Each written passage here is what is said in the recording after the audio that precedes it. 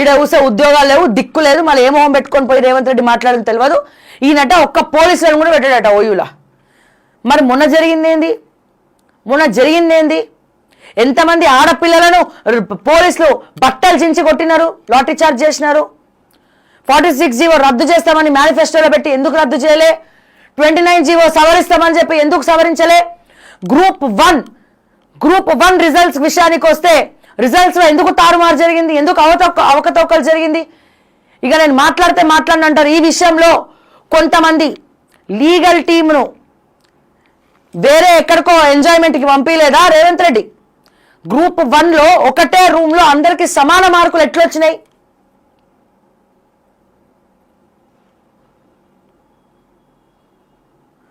అక్కడ బ్రోకరిజం చేయలేదా? కొంతమంది అమ్మాయిల్ని ఎరేయలేదా?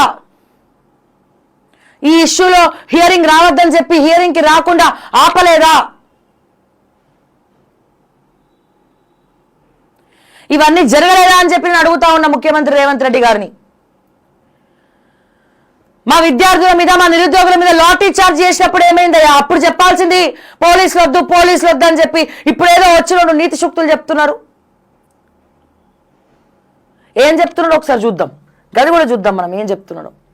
ఇగో మళ్ళీ వస్తా, ఆ రోజు క్యాంపస్ లో ఒక్క పోలీసు ఉండద్దు, ఎవరికైనా నిరసన తెలిపే స్వేచ్ఛ, ఆర్ట్స్ కాలేజ్ ఎదుట సభ పెడతా, 100 కోట్ల నిధులు ఇస్తా సీఎం. చాలా సంతోషం. మరి గతంలో అశోక్ నగర్ లో మీ టాస్క్ ఫోర్స్ పోలీసులతో, మీ కానిస్టేబుళ్లతో అశోక్ నగర్ లో లాఠీ చార్జ్ ఎందుకు చేయించినవు రేవంత్ అన్న? మరి అంత స్వేచ్ఛ ఉన్నప్పుడు మా నిరుద్యోగుల మీద ఎందుకు కొట్టినవు రేవంత్ అన్న?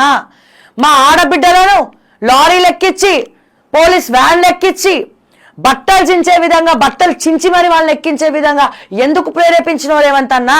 అప్పుడు ఒక హోం మంత్రిగా నువ్వు చెప్పనుంటివి, మీ పోలీసు వాళ్ళకి చెప్పనుంటివి, అరే వాళ్ళకి వాక్ స్వతంత్రం ఉన్నది, వాళ్ళకు స్వేచ్ఛ ఉన్నది, మేము లాఠీ చార్జ్ చేయము, ఏ పోలీసోడు కూడా విద్యార్థిని టచ్ చేయడానికి వీల్లేదు, ఏ పోలీసోడు కూడా నిరుద్యోగిని టచ్ చేయడానికి వీల్లేదని అప్పుడు ఎందుకు చెప్పలే రేవంత్ రెడ్డి?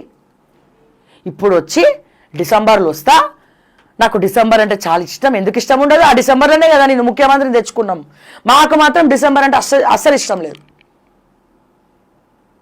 మాకు డిసెంబర్ అంటే అస్సలు ఇష్టం లేదు. ఎందుకంటే నేను మారాను, మీరు కూడా మారండి అంటే రేవంత్ రెడ్డి మారిపోయింది అనుకున్నాం. కానీ ప్రజలకి దూరంగా పారిపోయినప్పుడు ఖచ్చితంగా ప్రశ్నించాలి. ఎస్, డెఫినెట్గా ప్రశ్నిస్తాం మేము. మళ్ళీ ఇవన్నీ మాట్లాడితే మళ్ళీ మీ కాంగ్రెస్ కార్యకర్తలు ఇంకొంతమంది ఇక కాంగ్రెస్ గురించి మాట్లాడితేనేమో నీకు కేటీఆర్ ఎంత ఇస్తుండు, ఆ పీష్నాస్కా బాపు కేటీఆర్, పీష్నా సంఘానికి ప్రధాన అధ్యక్షుడు, కుటుంబాన్ని రోడ్డు మీద పడేసినాడు. కేటీఆర్ వల్ల, రాజపాకాల వల్ల కిడ్నీ పేషెంట్ చచ్చిపోయాడు, కేటీఆర్ వాళ్ళ మామ వల్ల. ఖచ్చితంగా ఆ శాపం ఆ కుటుంబానికి తగిలి మట్టి కొట్టుకపోతారు. నేను చెప్తున్నా, ఒక మనిషి ప్రాణం పోవడానికి కారణమైనటువంటి కేటీఆర్ బావమరిది రాజపాకాలని, ఇటువంటి బావమరిదిని పెట్టుకొని రేపటి రోజున కేటీఆర్ ముఖ్యమంత్రి అయితే వాళ్ళ బావమరిది పెత్తనము, వాళ్ళ మామగారు వాళ్ళ పెత్తనం, అత్తగారు వాళ్ళ పెత్తనం నడుస్తే ఇంకొంతమంది కిడ్నీలు అమ్ముకుంటామని పైసలు తీసుకొని ఇంకా దోచుకోవాలని గ్యారంటీ ఏంది? నువ్వు ఈ బాధితుడికే నువ్వు న్యాయం చేయలేకపోతున్నావు, ఇక మిగిలిన వాళ్ళకి ఏం న్యాయం చేస్తావు?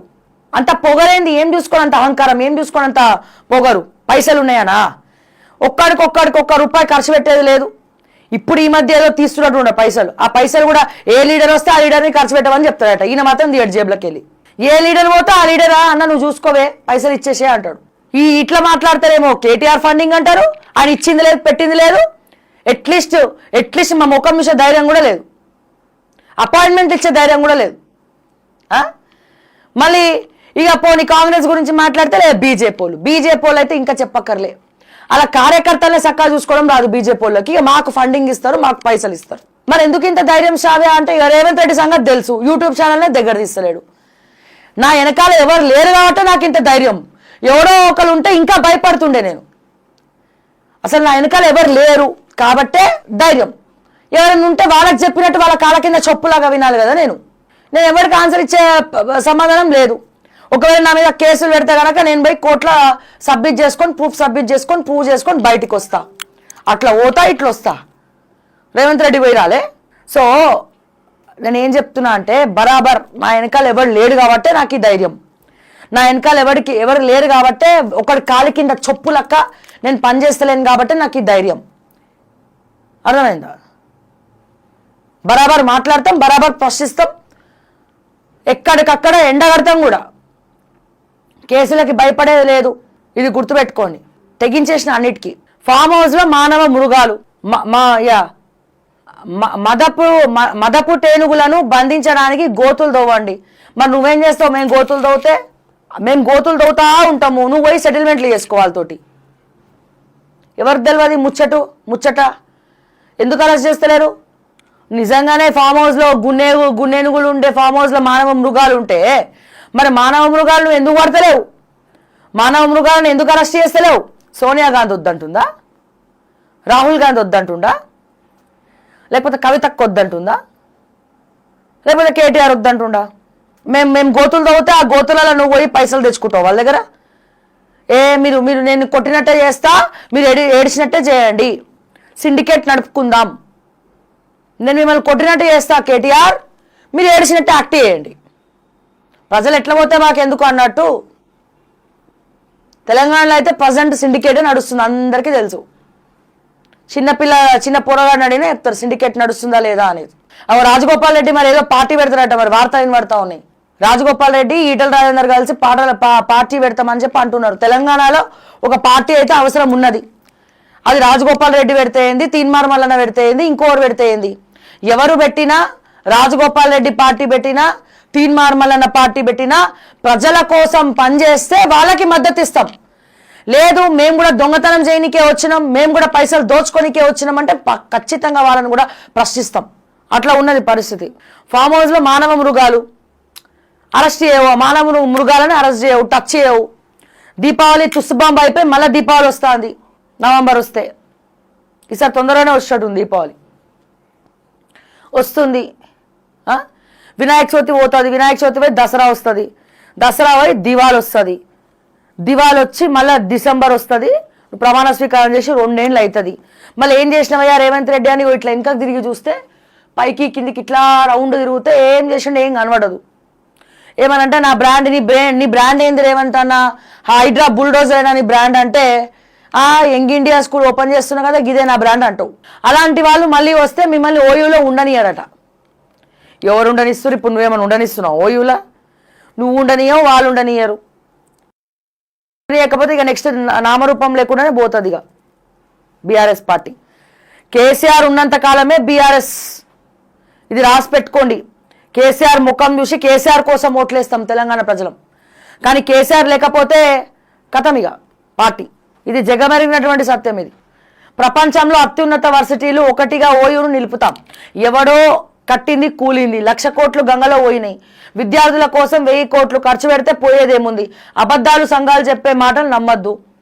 కుట్ర చేసి ప్రొఫెసర్ కోదండరాం పదవి పోగొట్టిరు. కుట్ర చేసిరు, సుప్రీంకోర్టు నమ్మింది. కుట్ర చేసినందుకు పోలే, కర్మ సిద్ధాంతం వల్ల పోయిండు. ఎందుకని?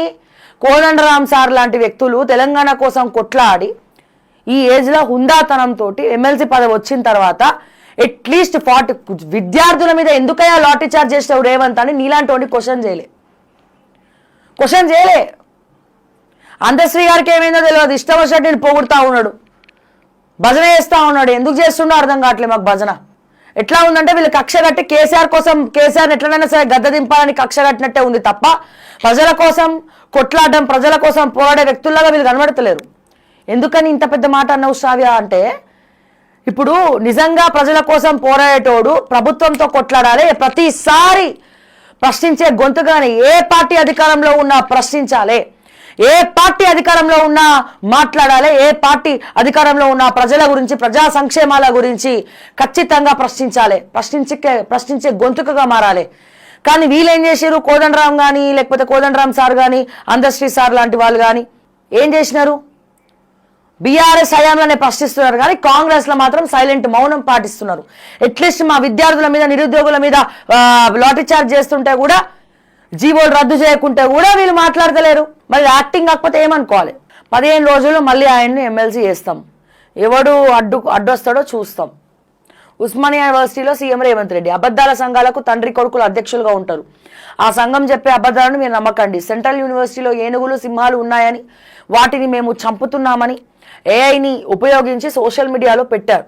తెలంగాణలో ఏనుగులు సింహాలు లేవు, మానవ రూపంలో మృగాలు ఉన్నాయి, అవి ఫామ్ హౌస్లో ఉన్నాయి, వాటిని నిర్బంధించడానికి వలలు వేయండి, మదపుటేనుగులను బంధించడానికి గోతులు తవ్వండి. నిజంగా రేవంత్ అన్న గుండెల మీద చేసుకొని చెప్పు, అందులో జింకలు లేవా హైదరాబాద్ సెంట్రల్ యూనివర్సిటీలో? ఎవరైతే పిటిషనర్ ఉన్నాడో ఆ పిటిషనర్ కూడా నాకు పరిచయమే, కాల్ చేయమందు ఆ లైవ్లో. ఏఐతో చేసిరా? మరి ఏఐతో చేస్తే సుప్రీంకోర్టు ఎందుకయా నీకు ముట్టికాయలు వేసింది? ఎవడయ్యా సీఎం రమేష్? ఎవరు సీఎం రమేష్? ఆ భూముల వెనకాల ఉన్నది ఎవరు? నువ్వు సరే వీళ్ళని ఏనుగులు అన్నావో ఏమన్నావో పక్కన పెడదాం. హైదరాబాద్ సెంట్రల్ యూనివర్సిటీలో ఎన్ని లక్షల చెట్లను కొట్టేసింది మీ గవర్నమెంట్? ఎన్ని చెట్లను ధ్వంసం చేసింది? ఎన్ని చెట్లను బుల్డోజ్ చేసింది? సుప్రీంకోర్టు ఏమైనా పిచ్చిదా? ఏ వీడియో అది ఫేక్ వీడియోనా ఒరిజినల్ వీడియోనా? సుప్రీంకోర్టు మన సుప్రీంకోర్టు ప్రామాణికం, ఇక సుప్రీంకోర్టే ప్రామాణికం. మరి నీ సుప్రీంకోర్టుకి జడ్జికి తెలియదా అది ఫేకా ఏ అని? పులులు ఉన్నాయని ఎవడు చెప్పిండు?